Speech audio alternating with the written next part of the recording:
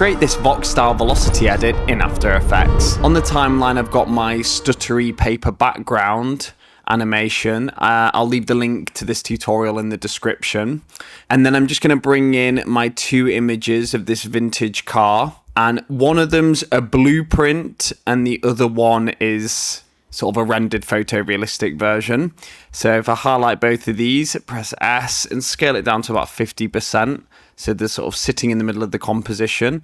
And then at the 2-second mark, I'm just going to highlight both of them, Command Shift D, delete, and then bring the photorealistic one so it plays after the blueprint one. Highlight both of them, right click, pre-compose, just call it car, okay. I'll click this cog icon here, which maintains the quality no matter how far we scale it.